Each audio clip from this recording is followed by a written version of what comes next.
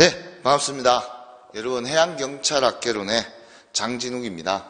오늘 시험 보신다고 우리 수험생 여러분들 대단히 수고 많으셨습니다.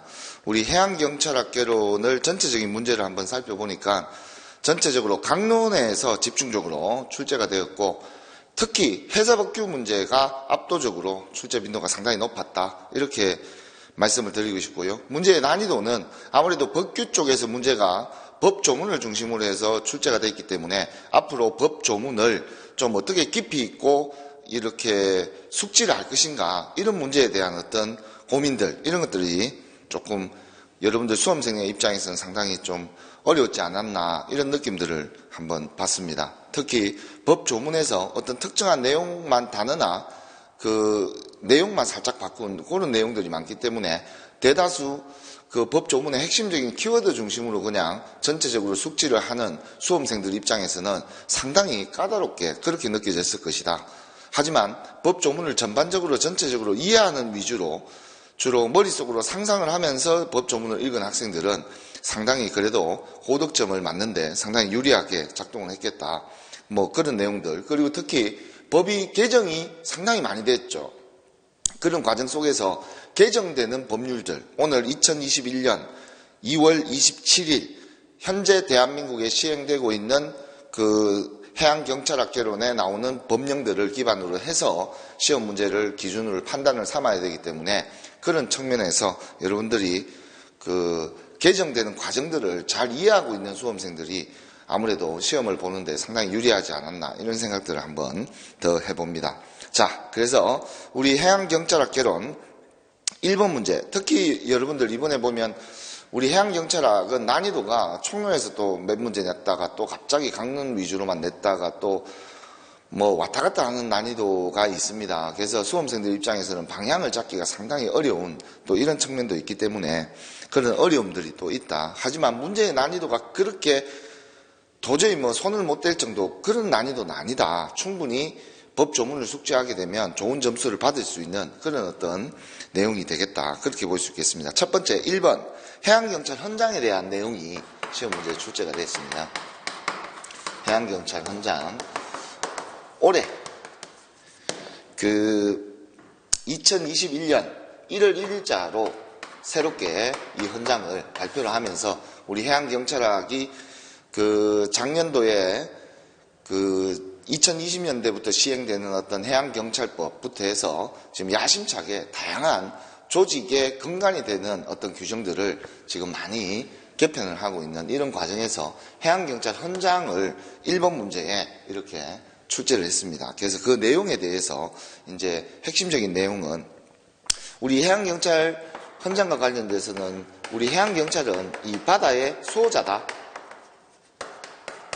바다의 수호자다. 그래서 국민의 생명과 안전을 지키고 인류의 미래 자산인 어떤 해양 자원들 또는 이런 것들을 보존하는 그런 책임을 다해야 된다, 그런 내용도 있고, 그 다음이 두 번째가 우리 해양경찰은 정의의 실현자다. 정의의 실현자다. 실현자라고 해서 청렴하고 공정해야 된다. 청렴하고 공정해야 된다. 그 키워드가 나온 거고요. 바다의 수호자 입장에서는 국민의 생명과 안전을 지켜야 된다. 안전을 지켜야 된다. 그리고 해양 자원을 보존해야 된다. 이런 내용들이 키워드가 되겠습니다. 그렇게 해서 원칙과 규범을 준수해서 올바르게 법을 집행해야 된다. 청렴과 공정을 바탕으로 해서. 그 다음이 국민에 대한 어떤 봉사자. 이거는 모든 공무원들의 어떤 공통이기도 하지만 또 우리 해양경찰관 역시 공무원이기 때문에 국민에 대해서 봉사를 하기 위해서는 어떤 관점에서 특히 소통이나 배려, 상대방을 배려하고 이해하려는 그런 마음에서 국민들이 만족해하고 우리 국민들이 해양경찰관을 신뢰할 수 있는 그런 해양 다양한 치안 서비스 또는 해양 서비스를 제공해야 된다. 그리고 바다의 전문가, 즉 해양 전문가가 돼야 된다. 해양의 전문가가 돼야 된다. 전문가. 그래서 해양의 전문가는 특히 어떤 다양하게 문제를 해결하기 위해서 창의적인 어떤 부분들, 창의적인 부분들. 그래서 여러분들의 현장에서 어떤 배우고 익힌 것들을 기반으로 해서 해양의 전문가가 돼서 그 업무의 효율성을 좀 더 높일 수 있는 그런 창의적인 업무들, 그런 것들도 해야 되고, 좀 도전 정신을 가지고 어떤 현실에 얽매이지 않고 다소 어려움이 있더라도 그거를 극복해 나가면서 그렇게 업무를 수행해야 되겠다. 그래서 요 네 가지가 가장 핵심적인 게 해양경찰 헌장에 나오는 내용입니다. 그 중에서 여러분들 여러분들 시험지에 보시면 동그라미 기억과 관련돼서는 바다의 수호자 내용 그대로 출제가 됐죠. 그죠? 그 다음에 국민의 봉사자와 관련돼서는 청년과 공정 해가지고, 근데 요게 지금 여기가 지금 기억으로 출제가 됐고, 시험 문제에는, 그리고 국민의 봉사자는 니은인데요. 그죠? 그 다음 정의의 실현자는 디귿으로 문제가 출제가 됐고요. 그리고 해양 전문가는 리얼로 이렇게 출제가 됐어요. 그런데 지금 내용을 살펴보면 여기 있는 청렴의 내용이 서로 이렇게 바뀌어 있어요. 시험 지문에서. 그래서 요거는 니은하고 디귿이 틀렸다. 니은하고 디귿이 틀렸다. 그럼 니은하고 디귿이 틀린 게 정답이 2번이 되겠네요. 2번. 그래서 1번에는 정답이 2번이 되겠습니다. 그렇게 하고 우리 또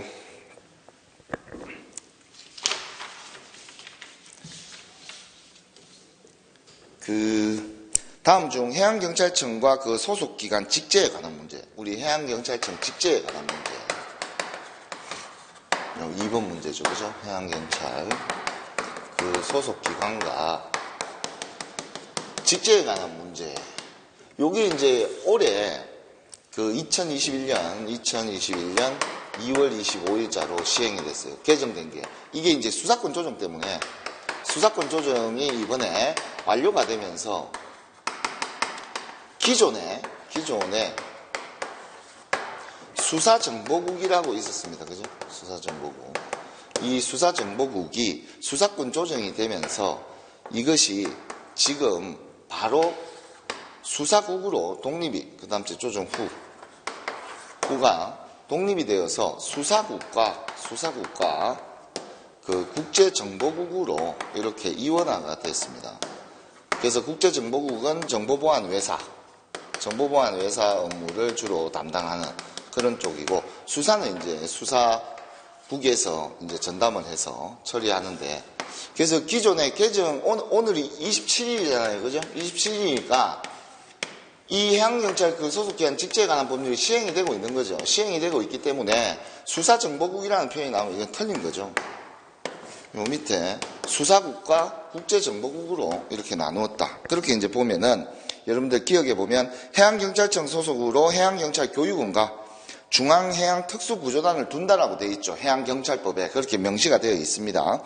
그리고 우리 니은에 보면 중부지방해양경찰청장 밑에는 서해오도 특별경비단 단장이 총경이죠. 그죠? 그리고 중부 지방해양경찰청이 상당히 이런 기관들이 많고, 서해가 특히 중국하고의 관계에서 상당히 충돌도 심하고 해서 여기에는 어떤 총감이 그렇게 치안정감이죠. 그죠? 치안정감 3스타 무궁화 큰 거 3개, 그분이 지금 청장을 맡고 계시죠. 그 다음 디귿의 경비국장은 해상교통관제센터의 항만 운영 정보 제공에 관한 사항들을 분장한다. 그 내용도 해상교통과 관련돼서는 우리 경비 파트에서 주로 해양에서의 어떤 사고라든지 교통 이런 것들을 통제하고 해양에서의 어떤 다양한 범죄 예방 활동들을 펼치는 그런 경비국이 되겠다. 그리고 리얼의 해양경찰청에는 운영지원과가 있죠. 과장이 총경입니다. 경비국장, 치안감이죠. 구조안전국, 치안감이고요. 수사정보국도 치안감, 또는 치안감 원래는 근데 수사정보국이라는 표현이 지금 이게 잘못됐다고 했죠. 시행이 됐기 때문에 수사국과 국제정보국으로 나눠야 되는데, 여기는 지금 시험 지문에는 수사정보국이라고 그대로 표현이 됐어요. 이거는, 그래서 요게 틀린 거죠. 그래서 기역, 니은, 디귿은 맞고, 기역, 니은, 디귿은 지문이 옳은 거죠. 옳음이고, 리얼은 틀렸다, 틀림. 그러면 요 문제는 지금 옳지 않은 것은 모두 몇 개인 거냐? 틀린 게 몇 개냐? 그럼 요 한 개가 되는 거죠, 한 개. 근데 만약에 이게 실제 가답안에서 만약에 이게 뭐 다 맞는 걸로 나온다면 여러분들은 이의 제기를 하셔야 돼요, 이거. 현행법상 27일이기 때문에 수사국과 국제정보국으로 나누어져 있죠. 그래서 이건 틀린 게 한 개입니다, 한 개. 그래서 문제를 만약에 출제위원이 문제를 이번에 출제하기 전에 만약에 들어가서 출제를 하게 되면 이 문제를 오류를 낼 수가 있어요. 그래서 지금 이 시행되는 관점에서 감안을 해서 이걸 출제했다 그러면은 전혀 문제가 안 되겠죠. 정답이 정상으로 나오겠죠. 그래서 이번에는 정답이 2번이 되겠다. 2번이 되겠다. 이렇게 이제 정리를 한번 해보도록 하겠습니다. 자, 다음은 우리 3번 다음 중 해양경찰청이 단독으로 소관하는 법률은 모두 몇 개인가? 해양경찰청 단독 소관 법률. 이거는 기본형의 문제죠. 자주 출제되는 내용이고, 기본적으로 여러분들이 해양경찰학을 전반적으로 이해식으로 공부를 하신 분들이라면 크게 어렵지 않게 이 문제를 풀 수가 있겠습니다. 먼저, 기억.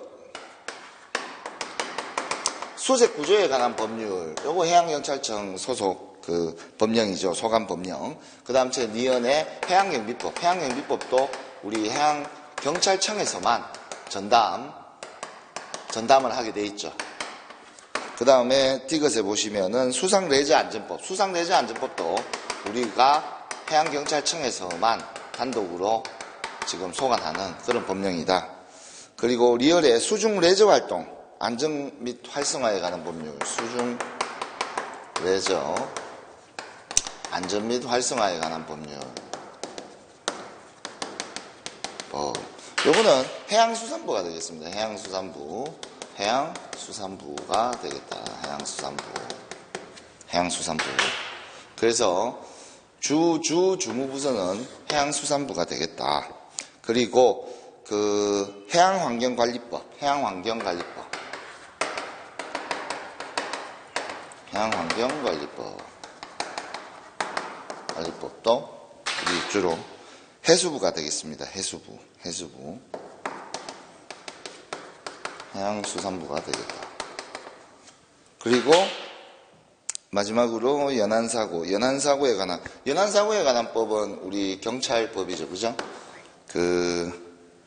연안사고에 관한 법률, 예방법. 줄여서 그렇게 보겠습니다. 그 다음 제 선박교통관제에 관한 법률. 이것도 우리 해양경찰에서 관할을 하죠. 그죠? 그 다음 제 이형. 어선안전조업법도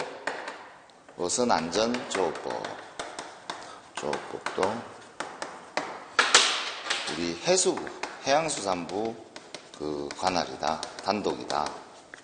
그래서 해양경찰청 소관 순수 소관 법령은 해양경찰청만 단독으로 수행할 수 있는 법령은 요 1, 2, 3, 4, 5가지가 되겠습니다. 5가지. 그래서 3번의 정답은 2번이 되겠습니다. 우리 3번의 정답은 2번이 정답이 되겠습니다.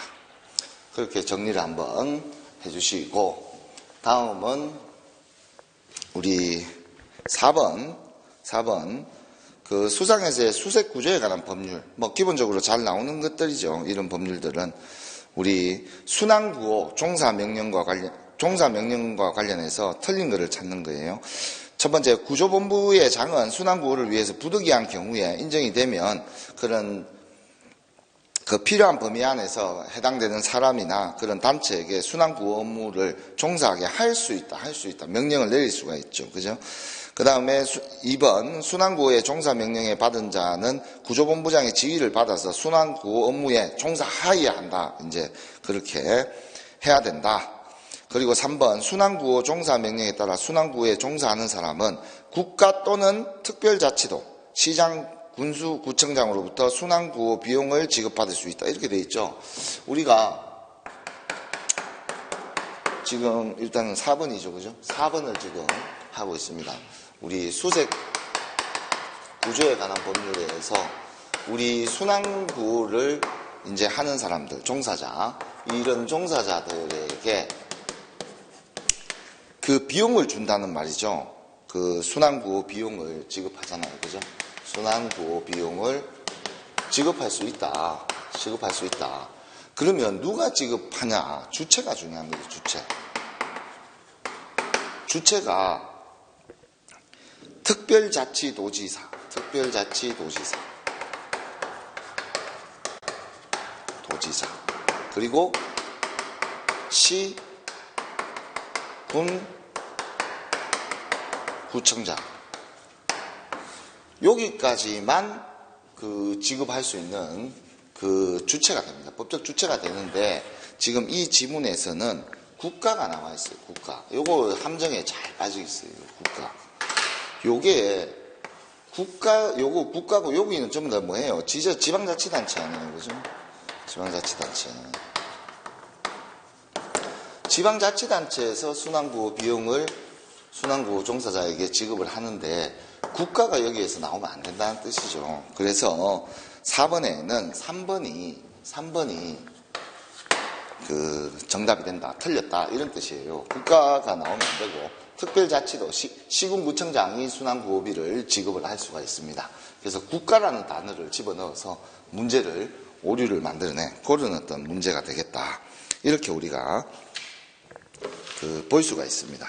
자, 다음은 5번 문제로 이제 한번 넘어가서 그 4번의 지문을 한번 읽어볼까요? 구조본부의 장은 정당한 거부에도 불구하고 구조를 강행하는 자는 순환구호 비용을 지급받을 수 없다. 이 순환구호 비용을 지급받지 못하는 사람들, 대상자들 몇 명 있죠. 그죠? 그게 구조된 어떤 선박 등의 선장이나 선원 이런 사람들, 그리고 고의 또는 과실로 인해서 조난을 야기한 사람들, 그리고 정당한 거부에도 불구하고 구조를 강행한 사람들, 어떤 그런 경우, 그리고 조난된 물건을 가져간 사람, 뭐 이런 사람들은 전부 다 순환구호 비용을 따로 지급받을 수 없는 그런 대상자들로 분류를 해놨습니다. 그 내용들도, 그 내용 중에 하나가 정당한 거부에도 불구하고 구조를 강행한 자, 이 사람이 포함이 되기 때문에 이 사람은 지급받을 수 없다. 그렇게 받을 수가 없는 거죠. 자, 그 다음에 5번에 다음 중 연안사고에 관한 법률, 5번 연안사고에 관한 법률. 연안사고 예방에 관한 법률, 줄여서 연안사고 예방법 이렇게 줄여서 한번 가도록 하겠습니다. 거기 보시면 가장 옳지 않은 것은 틀린 거 찾으라 이런 말이잖아요. 그죠? 해양경찰청장은 연안사고 예방을 위해서 5년마다 기본 계획을 수립한다. 이 5년마다 기본 계획 수립한다는 건 제가 수업 시간에 모든 국가기관들은 기본 계획은 전부 다 5년이에요. 절대 다른 게 없어요. 이 몇 번씩이나 수업 시간에 강조를 했었죠. 그죠? 그래서 그거는 맞는 표현이고, 해양경찰청장은 연안사고 예방 기본 계획에 따라 매년, 포인트 매년이죠. 매년 시행계획은 매년 시행을 하라. 5년마다 기본 계획을 수립하고 매년 시행을 하라. 매년 시행계획을 그렇게 수립해서 시행해야 된다.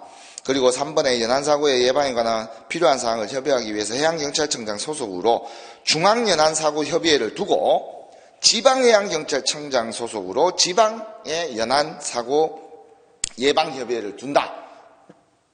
다 맞는 말이죠. 그죠? 민간연안순찰요원은 해양경찰서장의 추천을 받아서 지방해양경찰청장이 위촉을 한다. 이렇게 돼 있죠. 그죠? 요게 지금 틀린 거죠. 지방해양경찰청장의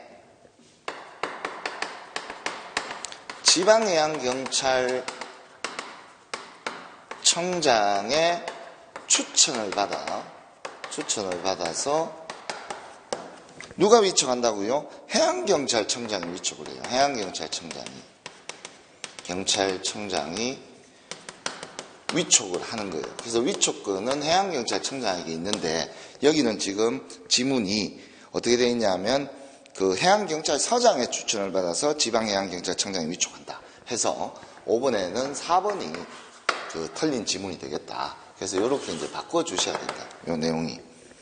그 다음에 다음은 6번 문제 한번 보도록 하겠습니다. 6번 문제와 관련돼서는 파출소 관련된 규정이네요. 그죠? 매년 한 문제씩 이렇게 파출소에 관련된 조항들이 출제가 되고 있습니다. 파출소 및 출장소. 운영규칙이죠. 그죠? 운영규칙. 그래서 운영규칙이기 때문에 일종의 내부적인 행정규칙의 성격을 가지고 있는 것이죠. 그죠? 행정규칙의 성격을 가지고 있는 겁니다. 그래서 거기에 보시면 연안구조정과 관련돼서, 연안구조정.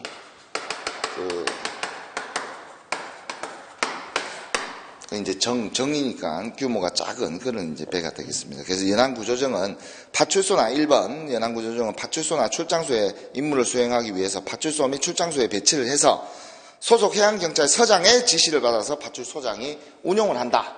서장의 지시를 받아서 운용을 한다. 함부로 막 끌고 나가면 안 되겠죠. 그죠? 기본적으로 서장이 파출소장에게 어떤 서로 지휘하고 보고하고 이런 어떤 규정들이 있겠다. 이런 것들을 우리가 짐작해 볼 수가 있겠죠. 그죠? 그래서 파출소장과 서장이 서로 그 소통하는 채널이 아주 다양하게 법에서 규정을 하겠구나. 이런 것들도 알아볼 수가 있겠죠. 맞습니다. 그 다음 제 동그라미 2번 연안구조정의 활동구역은 파출소 관할해역으로 한정함을 원칙으로 한다. 이게 원칙이죠. 그죠? 예외조항도 존재하지만 원칙적으로는 그 범위 안에서 임무를 수행해야 되는 것이죠.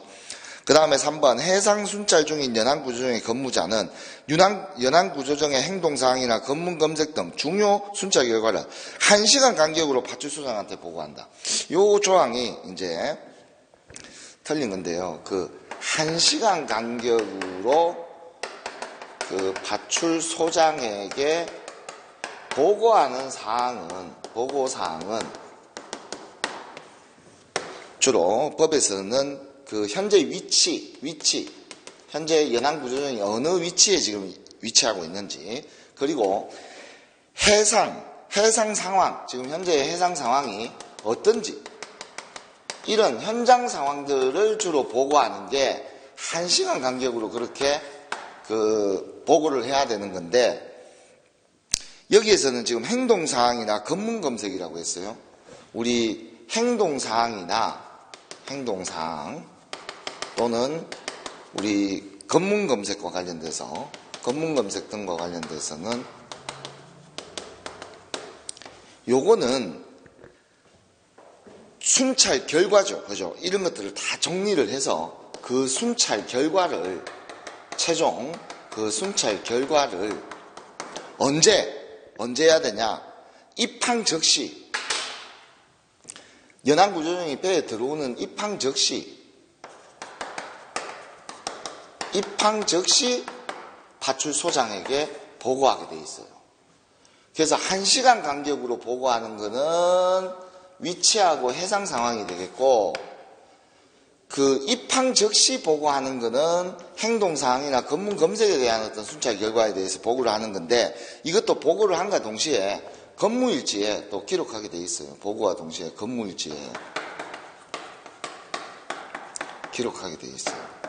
그렇게 해서 근거를 남기는 거죠. 근거를 남기는 거.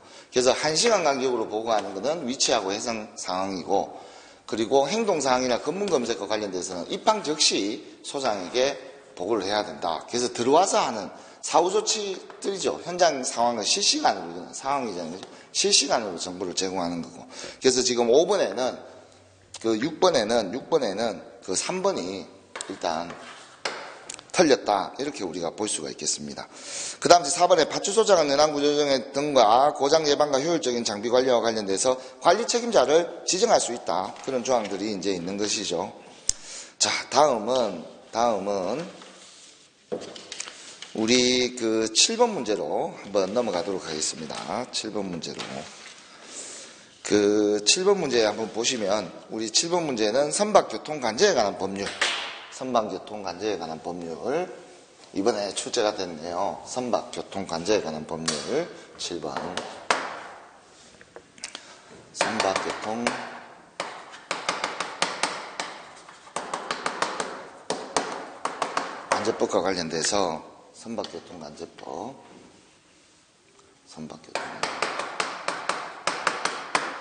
선박교통관제법. 틀린 거 찾아라. 1번 한번 보겠습니다. 선박교통관제구역은 선박교통관제를 시행하기 위해서 해양경찰청장이 지방해양수산청과 협의하라. 이렇게 돼 있잖아요. 그죠? 이게 해양경찰청장이 해양수산부 장관과 협의를 하는 거죠. 1번 해양경찰청장이 해양수산부 장관과 협의하게 돼 있죠. 그게 법 조문에 그대로 명시되어 있는 거죠, 법에. 그 해양수산부 장관. 그 지방해양수산청장이다 그러면은 요 장관보다 훨씬 더 밑이 아니에요. 그래서 여기는 청인데, 본청인데, 급이, 레벨이 다르잖아요. 지방해양경찰, 지방해양수산청이다 그러면은 레벨이, 동급이 그 최소한 그 지방해양경찰청장이 돼야 되겠죠. 여기는 해양경찰청장이면 어쨌거나 그 독립된 외청, 아무래도 수산부 장관의 그 감독은 받고 있지만 그래도 독립된 외청인데 하나의 그 기관의, 국가기관의 장인데 당연히 국가기관의 장인, 해양수산부 장관과 협의를 하는 게 기본적으로 레벨이 맞죠. 그렇게 해서 법에서도 그렇게 해양수산부 장관과 협의해서 그 고시하는 수역을 정해놨다. 그 1번이 틀렸다. 그래서 지방해양수산청장이라고 되어 있기 때문에 틀렸다. 2번 해양기적청장 선박교통에 관한 기본계획을 매년 그렇게 시행계획을 수립을 해야 된다. 5년마다 기본계획을 수립하고 매년 그렇게 그 시행계획을 추진해야 된다. 그리고 3번 선박교통관제사는 선박교통관제구역 내 해상기상상태, 항로상태, 해상교통량, 해양사고 등을 고려해서 선박의 안전확보를 위해서 필요하다고 인정되는 경우 선박의 입항이나 출항, 이동시간을 조정할 수 있다. 그런 선박교통관제사의 그런 고유 권한이 되겠습니다. 그런 활동들을 이제 얘기를 하는 거고요. 그 다음 제 4번에 2019년에 제정된 선박교통관제에 관한 법률들은 어떤 선박교통이나 안전, 항만의 운영의 효율성을 높이기 위해서 해양환경을 보호하는데 이바지함을 법의 목적으로 그렇게 해서 제정이 되었고 지금 현재 시행되고 있는 그런 법률입니다. 그래서 이것도 지금 옳은 어떤 표현들이고요. 그러면은 8번 다음 해양경비법과 관련돼서 그 7번에는 1번이 그 정답이 되겠습니다. 1번이 정답이 되겠고 그 다음은 8번과 관련돼서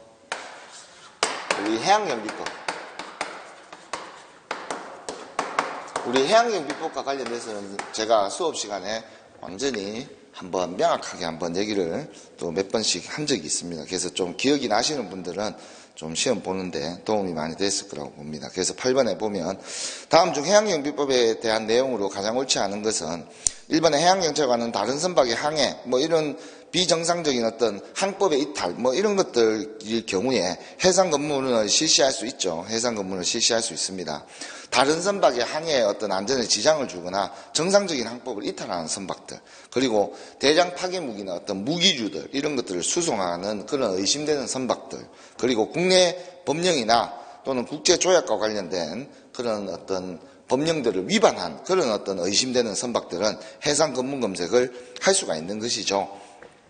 그 다음 제 동그라미 2번 해양경찰관은 해상 검문 검색을 목적으로 선박 등에 성선하는 경우 성선을 했을 때는 항상 거기에 있는 선장 또는 선장에 준하는 사람에게 소승모기 아니에요. 그죠? 소승모기.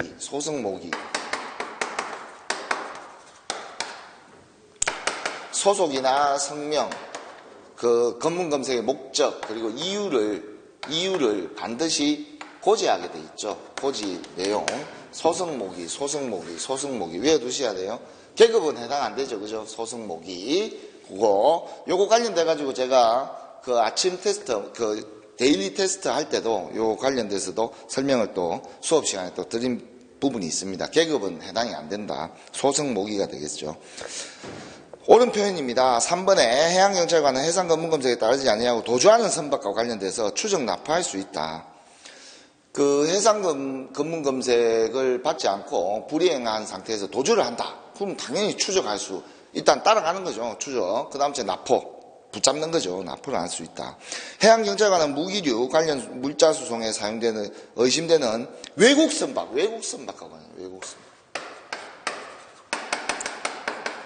외국 선박과 관련돼서 추적권과 납포권은 우리 해양경비법의 내용이 아니고 해양경비법이 적용이 되지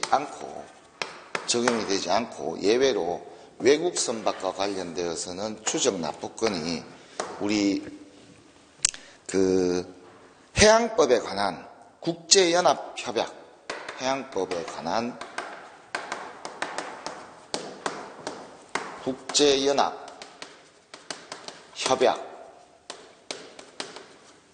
111조에 따른다라고 되어 있어요. 그래서 이렇게 와야 되는 거죠. 이거는 맞고 이쪽은 이제 틀렸다. 적용이 안 되잖아요. 그죠? 근데 여기 지금 지문에는 그 해양경비법에 어떤 적용을 받는다. 지금 몇 번이죠?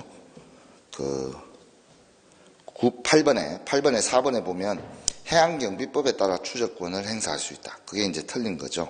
4번이 정답이 되겠습니다. 4번. 자, 다음은 우리 9번으로 넘어가도록 하겠습니다. 9번. 우리 9번과 관련되어서 우리 다음 중 해양경찰법상 해양경찰의 책무와 관련해서 2조에 관한 내용이네요. 그죠? 우리 조직법이다 보니까 정말 조직법을 사랑해서 그런지 최근에 계속 해양경찰법을 출제를 하고 있습니다. 아무래도 이 법이 만들어지니까 얼마나 해양경찰관 분들께서는 신이 나시겠어요. 조직의 근간이 되는 법이 있으니까 해양경찰의 책무와 관련돼서 2조에 나오는 내용이 해양경찰의 책무가 되겠습니다. 해양경찰의 책무. 책임과 임무를 얘기하는 거죠. 책임과 임무. 되게 선언적이죠. 그죠? 선언적이다. 해양경찰이 나가야 하는 방향, 최종적으로 이 종착역, 가장 이상적인 상태, 이 책무를 달성을 하는 거죠. 그래서 그런 의미로서 이제 정해놓고 이 해양경찰의 책무와 관련되어서 구체적인 어떤 하위 개별법들이 또 이렇게 탄생할 수 있는 그런 어떤 법조항의 성질을 가지고 있기 때문에 좀 먼저 한번 보도록 하겠습니다. 기억. 우리 해양경찰은 해양에서 사람의 생명과 신체, 재산을 보호하고 해양사고에 효율적으로 대응하기 위해서 관련 시책을 추진해야 된다. 우리 그 2조의 1항에 나오는 그 내용이 그대로 출제가 됐습니다.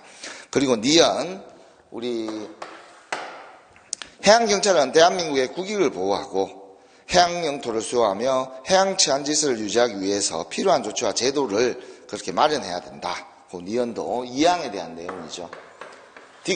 디귿도 해양경찰은 해양경찰의 정책에 국민의 어떤 의견을 존중하고 민주적이고 투명한 조직을 운영하기 위해서 노력해야 된다. 이것도 2조의 3항에 나오는 내용으로 전체적으로 우리 해양경찰관의 책무를 물어봤고, 이거는 옳은 것을 고르라고 하니까 이 세 개가 다 옳다 이런 뜻이에요. 그러면 세 개가 되겠네요. 그러면 9번에는 정답은 4번이 되겠습니다. 4번이 되겠습니다. 이 순서대로. 그래서 항상 여러분들이 문제를 풀 때 너무 성급하게 풀려고 하지 마시고 순차적으로 하나씩 키워드를 잡아가는 그런 어떤 문제풀이 요령들을 조금 익히시는 게 중요해요. 다음은 10번 문제를 한번 보도록 하겠습니다. 다음 중 해양환경관리법.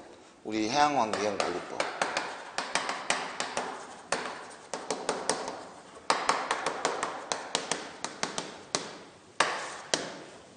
우리 해양환경관리법은 일단 소감 부서는 해양수산부지만 기본적으로 우리 해양경찰청에서도 몇 가지 이 업무들을 다루고 있죠.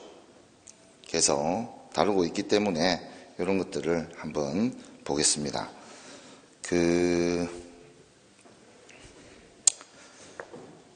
해양환경관리법에 대한 내용으로 가장 옳지 않은 것은 1번 대통령령이 정하는 배출 기준을 초과하는 오염물질이 해양에 배출되거나 배출될 우려가 있다고 예상되는 경우 해당 오염물질이 적재된 선박의 선장은 지체 없이 해양경찰청장 또는 해양경찰서장에게 이를 신고하여야 한다. 선언적인 내용이죠. 맞는 표현입니다. 그 다음 동그라미 2번 대통령령이 정하는 배출 기준을 초과하는 오염물질을 해양에 배출한 자는 배출된 오염물질에 대해서 대통령령이 정하는 바에 따라 오염물질의 배출 방지, 배출된 오염물질의 확산 방지 및 제거 등의 조치를 하여야 한다. 그것도 맞죠. 그 다음에 3번 해양경찰청장은 방제 의무자의 방제 조치만으로 오염물질의 대규모 확산을 방지하기가 곤란하거나 긴급 방제가 필요하다고 인정되는 경우에 직접 방제 조치를 하여야 한다. 직접 방제 조치를 하여야 한다. 그렇게 규정이 되어 있어요. 우리 해양환경관리법 68조에 그렇게 규정이 되어 있고, 해양경찰청장은 해양수산부 장관과 협의하여 지역의 자율적인 해양오염 방제 기능을 강화하기 위해서, 이 해양자율방제대 아니에요, 그죠? 해양자율방제대.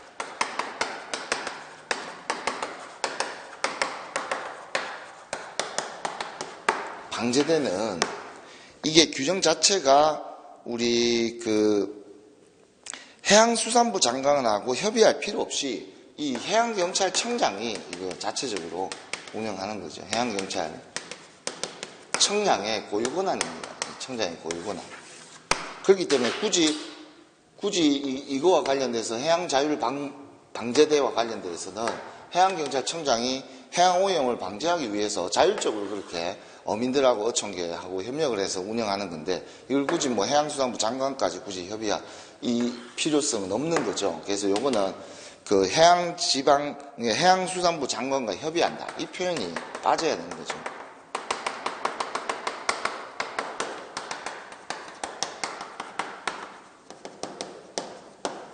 협의한다. 이 표현은 빠져야 되는 거죠. 우리 해양경찰청장의 어떤 그런 고유 권한이다. 이렇게 우리가 볼 수가 있겠습니다. 다음은 우리 11번 문제. 다음 중 우리 해양경찰법상 해양경찰위원회가 또 나왔어요. 그래서 해양경찰법에서 지금 두 문제가 지금 나오고 있죠. 그죠? 우리 해양경찰법. 법에 해양경찰위원회와 관련된 그 문제가 한번 살펴보도록 하겠습니다. 11번. 해양경찰 행정에 관한 사항을 심의 의결하기 위해서 해양수산부 장관, 그러니까 해양수산부에 우리 해양경찰위원회를 두게 돼 있죠. 그렇게 해서 우리 해양경찰청의 어떤 외청, 독립된 외청, 해양경찰청을 이 균형과 견제, 그런데 이 해양경찰위원회를 해양경찰청 밑에 두면 균형이 안 잡히는 거죠. 그래서 독자적인 어떤 그 위원회로서의 독립성 이런 것들을 보장하기 위해서 우리 해양수산부에 이걸 둔다라는 뜻이에요. 해양경찰위원회를. 이거 아주 중요한, 수업 시간에도 제가 명확하게 이 부분에 대해서는 강조를 많이 드렸어요. 그래서 요거는 뭐 다 쉽게 맞췄을 것이다. 11번에 틀린 것은 1번이네요. 그죠? 나머지 7명까지, 거기에서 2명은 원래 이제 법관 자격이 있는 사람들이 이제 또 해야 되고요. 그리고 기본적으로 이 사람들은 전부 다 비상임위원들이죠. 그리고 임기는 3년이고 연임할 수 없죠. 그래서 연속으로는 할 수 없어요. 중임은 가능하죠. 그죠? 옛날에 한번 했다가 몇 년 지나고 나서 또 한번 하는 것은 상관없지만 연속으로는 할 수 없다는 거죠. 전부 다 독립성과 어떤 자율성 이런 것들을 강조하기 위해서 그 규정들이 다 있는 겁니다. 그리고 해양수산부 장관이 제의 요구하는 경우에 10일 이내에 다시 의결을 이제 위원회에다가 이제 제출해야 된다. 의결한 날로부터 10일 이내에 제의 요구서를 위원회에 제출해야 된다. 그거 다 규정에 있는 내용들입니다. 다음은 12번 문제, 출입국 관리법과 관련돼서 우리 이제 나온 문제죠. 12번.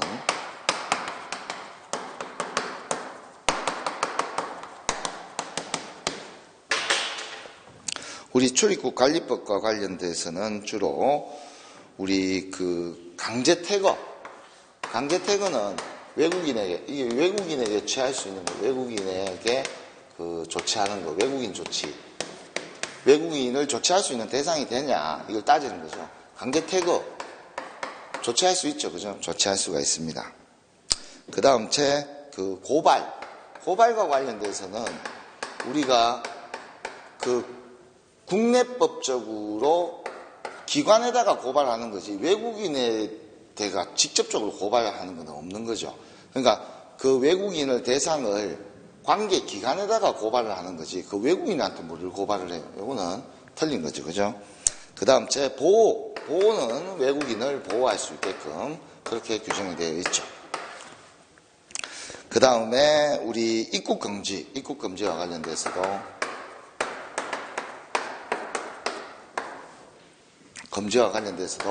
관계 규정이 있죠. 입국금지. 외국인에게 그런 어떤 보호해야 되는 규정뿐만 아니라 입국금지와 관련돼서도 법무부 장관이 외국인에 대해서 어떤 일정한 요건에 해당되는 외국인에 대해서는 못 들어오게끔 그렇게 통제할 수가 있습니다. 그 외국인이 당연히 가능하죠. 그 다음에 우리 출국금지.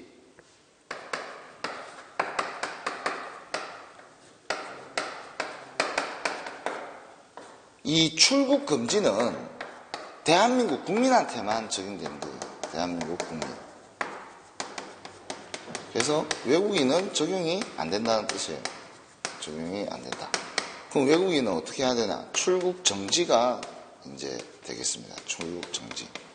출국 정지가 적용이 되는 것이고 출국 금지 자체는 이제 국내 법무부 장관이 대한민국 국민에게만 적용하는 게 바로 저 출국 금지죠. 그 다음 그 출국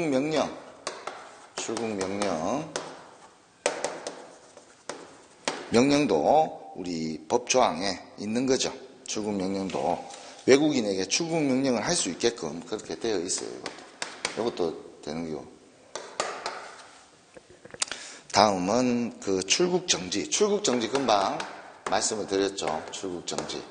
여기 외국인에게 여기 출국 정지는 가능한데 출국 금지는 안 된다고 얘기했죠. 출국 정지는 가능한데 그래서 이거 적용되는 거죠. 그 다음에 통고처분과 관련돼서 여러분들이 상당히 어렵게 생각했을 수도 있을 겁니다. 우리 통고처분과 관련돼서는 우리 외국인을 이렇게 조사를 해서 기본적으로 그 외국인이 의심이 된다. 용의자로서 의심이 된다. 그래서 그 출입국 사범에 해당이 된다. 그러면은 통고처분을 할 수가 있는 거죠. 외국인이 조사 대상이고 출입국 사범으로서 그 대상이 되면 통고처분을 할 수 있는 거죠. 외국인을 대상으로. 그렇게 이제 벌칙금이나 이런 것들을 내게끔 할 수가 있는 것이죠. 그러면은 지금 안 되는 게 이 두 가지네요. 그죠? 이거 나오면 두 개. 그러면 출입국관리법상 12번. 그러면 옳은 것이네요. 그죠? 그러면 총 8개에서 2개를 빼면 6개가 이제 되네요. 그죠? 그래서 6개는 2번이 되겠습니다. 2번. 12번에 2번이 해당이 되겠습니다. 그 내용들 한번 체크해 두시고. 다음은 그 13번 문제 한번 보도록 하겠습니다. 13번 문제. 다음 중 해양경비법과 관련돼서 또 출제가 됐네요. 우리 역시 해양경찰법, 해양경비법 상당히 출제 비중이 높은 그런 어떤 그 법입니다. 그래서 기본적으로 해양경찰법과 경비법은 우리 해양경찰 그 시험을 준비하는 수험생 입장에서는 철저하게 대비를 하셔야 된다. 그래서 해양경비법 시행령과 관련돼서 한번 살펴보게 되면 그 장비하고 장구류들 이거 통상의 용법대로 사용해야 된다고 얘기했죠. 그죠? 통상의 용법.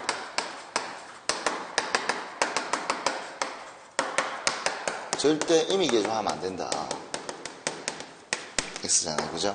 그래서 이 통상의 용법대로 사용하라. 1번이 맞는 거죠. 그죠? 그 다음에 두 번째, 목적 달성에 필요한 최대한이 아니라 최소한이죠. 그 다음 3번, 다른 사람의 생명. 이거 제가 수업 시간에 엄청나게 많이 얘기했죠. 이거 실수한다고. 생명이나 신체에 대해서 위해가 되는 거죠. 위해. 그러면은 재산이 나와야 제가 수업 시간에 손해라고 수십 번도 얘기한 거예요. 재산이 나와야 손해. 생명과 신체가 위해가 되는 거죠. 재산과 손해인데 여기는 지금 생명과 재산이라고 했죠. 근데 왜 뒤에 위해라고 나와요? 손해라는 단어가 나와야 되는데. 그래서 이런 것들 잘 여러분들 신경 쓰시라고 제가 수업 시간에 누누이 강조한 내용입니다. 그 다음에 4번 법인을 신속하게 제압할 수 있을 것.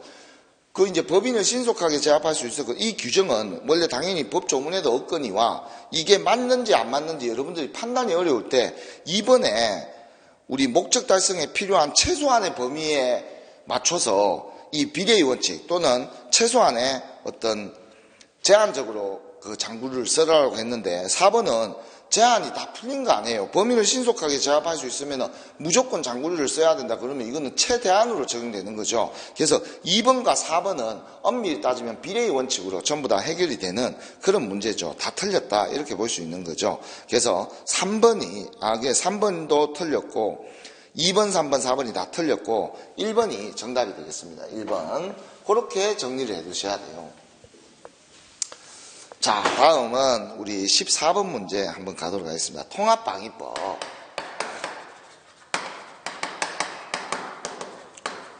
통합방위법상 이제 관련된 문제들, 우리 그 대간첩 작전이나 이런 어떤 우려가 있기 때문에 혹시라도 이런 최근에 또 북한에서 또 이렇게 그 잠수복을 입고 내려오다가 경계 실패 책임, 군의 경계 실패 책임 뭐 이런 것들이 논란이 되고 하면서 또 이런 통합방위작전과 관련돼서 한번 살펴보겠습니다. 통합방위작전이란 통합방위사태가 선포된 지역에서 먼저 우리 여기 이제 기억은 통합방위본부장이죠. 통합방위본부장. 본부장. 그리고 우리 지역군사령관. 아무래도 여러분들 기본적으로 우리 통합방위와 관련돼서는 주로 그 군하고 관련이 일단은 많아요. 그 다음에 우리 해군하고 관련되어서는 함대 사령관이 되겠습니다. 1함대 사령관, 2함대 사령관, 함대 사령관. 해군 입장이죠. 그죠? 그 다음에 우리 나머지가 그 시도경찰청장. 청장이 된다. 근데 지금 여기 지문에는 보면은 지금 디귿에 보면 3번에 지방해양경찰청장이라고 되어 있죠. 그렇기 때문에 이게 함대사령관인데 지방해양경찰청장으로 되어 있기 때문에 14번에는 3번이 정답이다. 3번이 정답이 된다. 그래서 요렇게 이제 사람들이 이제 규정이 되어 있는 거죠. 이런 것들은 전체 흐름을 보면서 주로 군 중심으로 주로 시도경찰청장으로 주로 돼 있구나.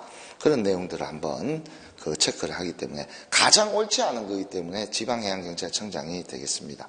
나머지 지문에 나와 있는 기억의 통합방위본부장, 지역군사령관, 시도경찰청장은 법 조문에 있는 그대로 나와 있기 때문에 법 조문에 없는 걸 찾아야 돼서 일단은 우리 함대사령관이 있고 우리 지방해양경찰청장은 법 조문에는 명시가 안 돼 있기 때문에 일단은 빠져 있는 걸로. 그래서 가장 옳지 않은 그 가장이란 단어가 함정이라고 볼 수가 있는 거죠. 다음은 15번 문제. 파출소와 관련된 규정 또 나왔습니다. 15번 문제.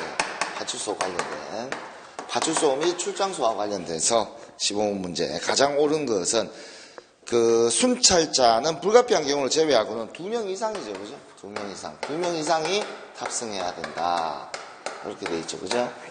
그 다음에 그 동그라미 2번 순찰차는 운전요원을 반드시 그 1종 보통이 아니라 2종 보통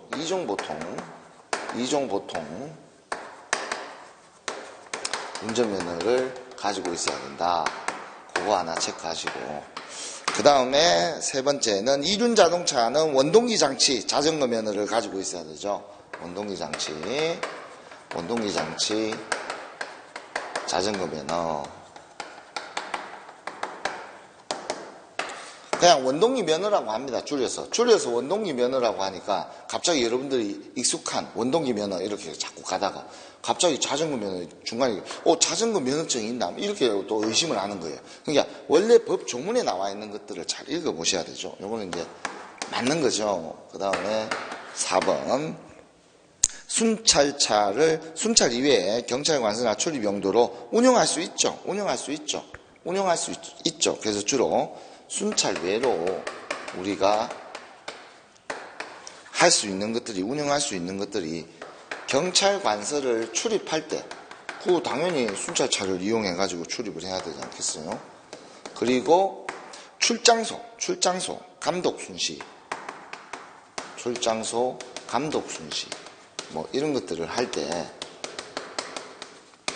우리 그 순찰차를 운영할 수 있다. 운영할 수 있다. 그래서 간서 출입이 들어가 있는 거죠. 그래서 이것도 4번도 틀린 거고. 그래서 15번에는 우리 3번이 그 옳은 표현이다. 이렇게 우리가 정리를 해볼 수가 있겠습니다. 다음은 16번 문제 한번 보도록 하겠습니다. 우리 16번 문제는 여러분들이 이제 가장 피곤해하고 가장 좀 싫어하는 문제 중에 하나, 박스형 문제인데, 박스형 문제를 일반적으로 다 싫어하죠. 그죠? 정확하게 알고 있어야 되기 때문에. 그래야 정답을 맞출 수가 있죠. 그런데 거기에서 더 싫어하는 게 합산이죠. 합산하는 문제. 그래서 그 16번 방재대책본부 운영기준과 관련돼서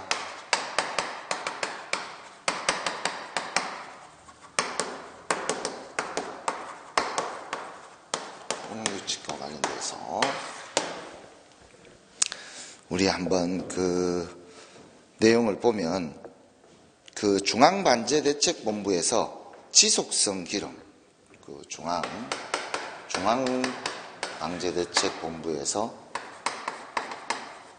지속성 기름, 요게 500kL죠. 500kL 이상. 그리고 우리 광역본부에서는, 광역방재대책본부에서는 주로 그 지속성 기름은 50kL 이상이고, 비지속성 기름, 여기에는 뭐 유해물질도 이제 포함되는 거죠. 유해, 오염물질, 뭐 이런 것들, 그 유해 또는 위험, 이런 물질들과 관련해서는 주로 300kL 이상이 되겠습니다. 이상이. 그리고 그 지역에서는 우리 지속성 기름은 10kL 이상이 되겠고, 우리 비지속성 기름과 관련돼서는 100kL 이상이 되겠습니다. 그러면은 지금 여기 시험에서는 지금 나온 게 우리 지속성 기름 500kL, 그리고 비지속성 기름 300kL, 그 다음에 우리 지역에서는 지속성 기름 10kL네요. 그죠? 이렇게 하게 되면 500, 310이니까 810kL가 나오겠죠. 이상이 나오겠죠. 그러니까 숫자를 합치면 810이 정답이 되겠다. 그래서 16번에는 그 3번이 정답이 되겠습니다. 3번이 정답이 되겠습니다. 그렇게 정리를 한번 또 해보시고, 다음은 우리 17번 문제, 17번과 관련돼서는 그 수상레저안전법과 관련돼서 동력수상레저기구, 우리 수상안전법도 우리 잘 나오는 문제 중에 하나죠.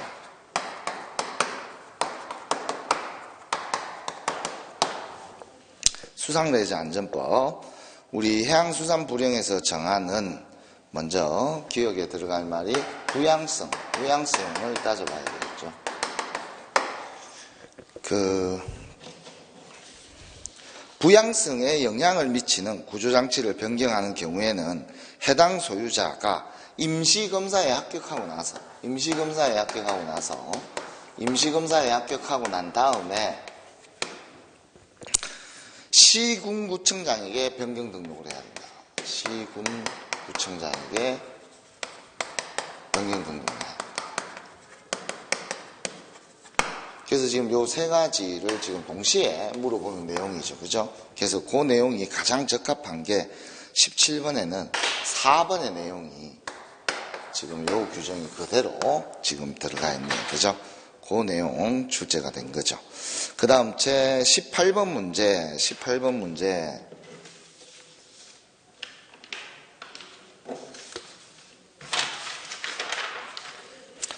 우리 18번 문제, 다음 중 해양경찰청 비상소집 및 근무규칙에 따른 비상근무와 관련된 등급별 연가에 관한 설명으로 가장 옳지 않은 것은 우리 그 비상 상황에서 우리 연가 조치와 관련된 문제가 나왔죠. 조금 또 뭐 어려운 내용은 아니지만 그래도 구석진 문제가 될 수 있기 때문에 18번 우리 비상소집과 관련된 우리 문제와 관련되어서 우리 원칙적으로 가보 비상근무 시에는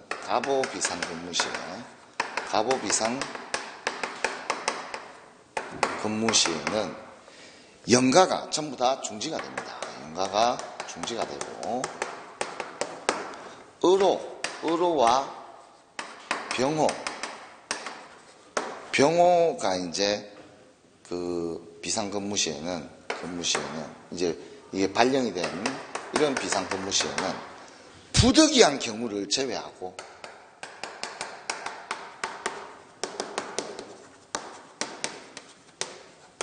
예를 들어서 뭐 초상이 났다, 부모님이 돌아가셨다, 뭐 이러면 가야죠, 그죠? 그런 경우 아주 부득이한 경우를 제외하고는 연가를 억제한다. 가능한 한 나가지 마. 이렇게 연가를 따로 주지 않는 어떤 그런 내용이기 때문에 한번 보게 되면 가보 비상은 연가 중지. 그거 맞죠, 그죠? 연가 중지. 동그라미 2번. 의료 비상은 연가 중지. 아니죠. 의료 비상과 병호 비상은 연가를 억제하는 거죠. 그렇기 때문에 요 18번에는 2번이 틀렸다. 병호도 부득이한 경우 연가를 억제한다. 그거는 여기 지금 병호도 해당이 되죠. 병호도 해당이 되죠. 그죠? 그 다음에 해상경제 경영에 관련돼서는 별도의 어떤 규정이 따로 없는 거죠. 해군이나 이런 데는 있지만 해경에는 따로 그런 내용이 없다. 그 다음 제 19번 다음 중 시체와 관련돼서 우리 수사 파트에서 또 하나 이제 문제가 나왔습니다. 거의 해사법규에서 다 출제가 됐는데 이제 이쪽은 수사 파트에서 시체 관련돼서 시체는 우리 일반적으로 정상이 초기 정상이 있고 그 다음 이제 후기 정상이 있는 거죠. 후기 현상, 초기 현상.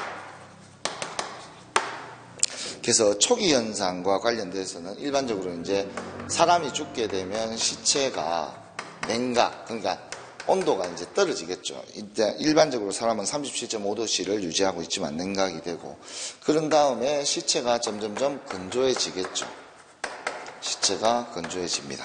그러다가 이제 피가 아래로 쏠리면서 혈액 침하 현상이 나타나는 거죠. 혈액 침하 현상이 나타나고 그렇게 해서 나중에 전체적으로 시체가 좀 이렇게 경직되는 거죠. 경직되는 거죠. 이렇게 이제 흘러가는 거죠. 그러다가 후기로 넘어와서는 이제 구체적으로 시체가 부패하기 시작하는 거예요. 이제 부패가 발생되기 시작하고 부패가 발생되면서 미라화가 진행이 되고 그러면서 또 우리 실화파로 이렇게 흘러가는 거죠. 그렇게 해서 최종적으로 맨 마지막에는 백골화가 되는 이런 과정을 거치게 됩니다. 이제 후기고 주로 이제 초기에서는 주로 물리적 변화, 이 초기 현상들은 주로 어떤 물리적인 변화, 눈에 보이는 어떤 그런 변화들이 주로 이렇게 이렇게 변하는 물리적인 어떤 변화, 이런 것들이 이제 초기에는 많이 나타나게 되고, 이제 후기 이쪽에 이제 현상과 관련돼서는 주로 분해 과정이다. 화학적 분해 과정. 이쪽은 그래도 시체의 형태는 있다는 뜻이에요. 사람의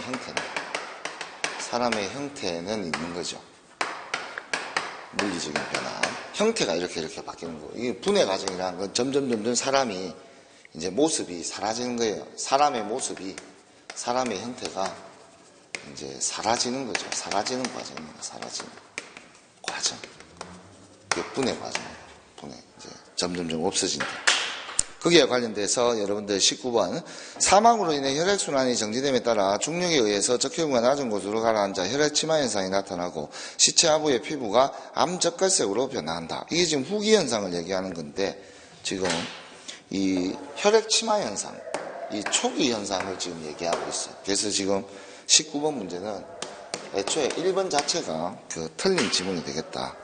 나머지 동그라미 2번 부패화 됐죠. 동그라미 3번 밀랍화 시체화 실화파, 그리고 동그라미 4번 미라화는 금방 제가 다 설명했던 내용들 다 옳게 지금 설명이 다 되어 있습니다. 자, 그 다음 제 마지막으로 20번 문제, 그 범죄 첩보의 특징과 관련돼서 마지막으로 한번 살펴보도록 하겠습니다. 우리 범죄 첩보의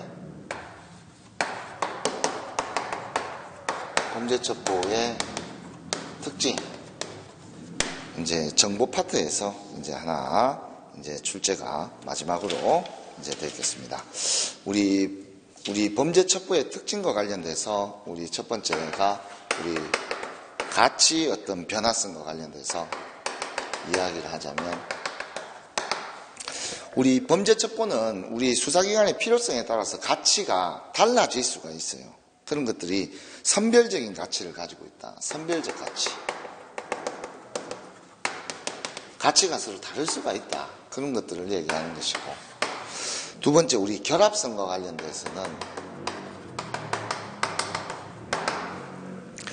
범죄 첩보는 여러 첩보가 서로 결합해서 이루어지는 거예요. 그렇게 해야 첩보로서의 어떤 가치가 훨씬 더 높죠. 그죠? 그 범죄 첩보는 여러 첩보가 결합해야 된다. 그렇게 해서 이제 첩보로서의 어떤 가치가 점점점 높아지는 거죠. 그 다음에 세 번째는 혼합성. 범죄 첩보는 그 속에 하나의 원인과 결과를 내포하고 있다. 그래서 하나의 원인과 그 결과를 가지고 있다. 그래서 이래서 이렇습니다. 이런 어떤 원인과 결과로 내포하고 있다. 그리고 네 번째로는 우리 시한성과 관련돼서는 범죄 첩보라는 것은 시간이 경과함에 따라서 가치가 좀 떨어진다는 거예요. 시간이 경과함에 따라서. 시간이 지나면 지날수록 그것들이 더 구체화되기 때문에 어떤 가치는 더 떨어진다. 그래서 그 한계가 있다. 시간의 경과에 따른 한계가 있다. 시간의 경과에 따른 한계가 존재한다. 시간의 경과, 가치가 떨어진다는 거예요. 그 다음에 마지막으로 결과지향성. 결과지향성과 관련해서 범죄 첩보는 수사 후 현출되는 결과가 있어야 된다. 수사 후에 뭔가 첩보를 가지고 있었으면 그것이 현출되는 뭔가 그 결과가 있어야 그 첩보로서의 어떤 의미가 있겠다. 그래서 그렇게 따져봤을 때 여러분들 내용에 보면 4번에 범죄 첩보는 수사 후 현출되는 결과가 있어야 합니다. 동그라미 4번의 내용은 결과지향성의 어떤 내용이죠. 지향성의 내용인데, 거기 지문에는 지금 뭐라고 되어 있어요? 그게 이제 시한성을 설명한다. 이렇게 나와 있죠. 시한성. 이게 이제 틀린 거죠. 이 결과지향성을 지금 4번은 설명하고 있잖아요. 그죠? 그래서 시한성이 틀렸다. 그래서 20번에는 4번이 정답이 되겠다. 이렇게 해서 자, 이번 시간에 전체적으로 한번 다 살펴봤습니다. 그래서 그 문제들이 실제 회사법규 쪽과 관련돼서 상당히 구석지고 아주 단어를 정확하게 숙지하지 못하면 풀기 어려운. 그래서 여러분들이 앞으로 공부를 할 때는 나머지 우리 강론 쪽에 뭐 수사, 첩보 이런 쪽의 이론적인 부분들은 기본 개념 위주로 주로 공부를 많이 하셔야 되고, 특히 회사법규와 관련돼서는 실전 법 조문을 전체적으로 계속 읽어보는, 숙독해보는 그런 과정들을 가지는 것이 학습에 상당히 중요하다라는 교훈을 남긴 그런 오늘 시험이 되겠습니다. 예, 여러분 수고하셨습니다. 감사합니다.